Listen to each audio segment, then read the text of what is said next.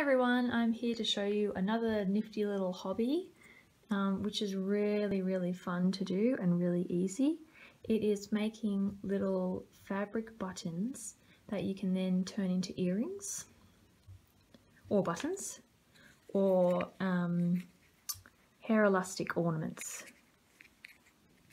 or whatever you think of, but earrings is pretty fun and pretty popular.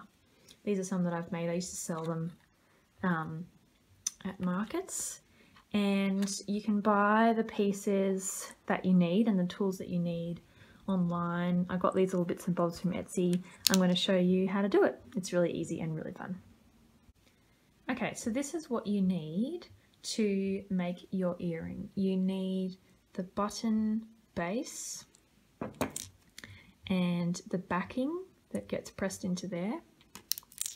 You need this special tool which will come with these pieces if you buy them, and this is what squishes it all together. You need your fabric, scissors, and if you want to turn them into earrings you'll need these little stud attachments and some earring backings. You'll also need a certain type of glue. I use epoxy, but there's other types of glue as well, as long as it's really strong, super strong. Okay, so let's get started. The first thing you want to do is decide what part of the fabric you would like to be on your button. These earrings have the same fabric but different parts of the fabric, and they make a really cute little pair, or you can have them looking identical. You don't even have to have a pattern, you can just have a plain colour. Really cute as well. I've got my fabric here. It's a really small, pretty design. And I've got this button part. I'm just going to wrap it around to see what part of the button I would like, what part of the fabric I would like to be on my button. I think I want to include at least one flower and a couple of pink spots. Yeah, I really like that. Okay, I'm going to hold it in place, and then I'm going to cut that off. You can lie it flat and sort of trace a nice neat circle around it, because you don't want too much fabric to be at the back, but you definitely need enough fabric that is going to go over the edge and then tuck into the back as well, because when this little bit goes in, it needs to hold all that fabric down. I'll show you how that works. Okay, so I'm just going to snip it. Haven't done this in a while, so it might take a couple of goes for me to remember.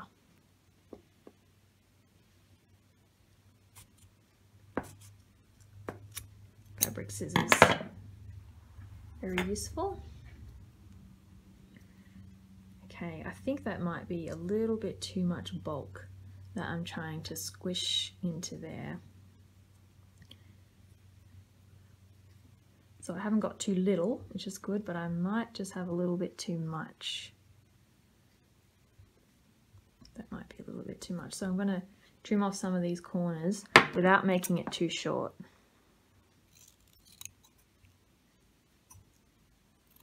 This is where drawing a nice neat circle would make this part easier. Sometimes you can buy the little bits and bobs, little pieces, and they come with a template for drawing around them, because you can get these buttons in different sizes.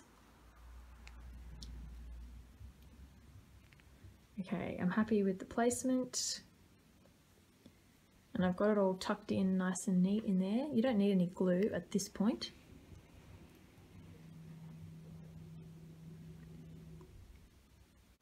The next step is to get this flatter piece and poke it in, and it's like a little dish or a little bowl, and you want to have these edges facing up as it goes in, not facing down this way, but you want to have the edges facing up. And you don't have to push the whole thing in, because that is what the tool is for, but you just want to sit it there, and then you get this gizmo and this part,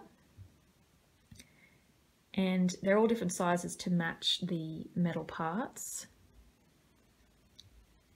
You want to just push it in so that the nice face of your button is at the bottom and the metal part is at the top. And then you get this blue bit, and the idea is to push this down so that it just really locks into place. It goes past the rim and locks into place. I do not always have the strength to do this, but I will give it a try.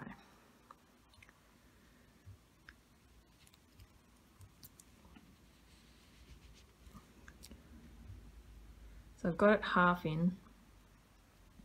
Sometimes they get bent at this point, like this, and then it's useless. You can't use it. I see it's popping out. No, I'm going to call for help. Husband to the rescue. It is in. I'm going to pop it out and show you. So there's no glue, but it's all held together really nicely. Fantastic. And then, of course, you would do the second one the same way. And then you get your earring piece and you would glue it on. And with the glue, just to add some strength, you can make sure that there's a lip of glue that goes over the earring piece. Not just a dab on the back that sits underneath, but actually a whole blob that goes over there, and it just gives it that added strength. And then of course you can put your earring back on it,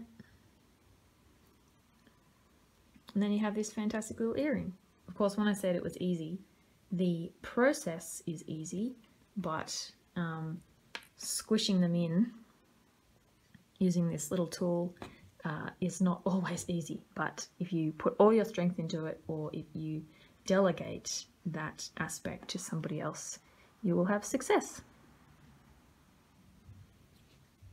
While I'm here, I'll show you these other earrings that I made. I bought these sort of laser cut wooden hearts on Etsy, but you could get these kind of things from a craft shop and use the same principle of gluing. See how I've got that lip of glue for added strength to make little earrings, and they're really cute and really fun. And some of them I painted in different ways,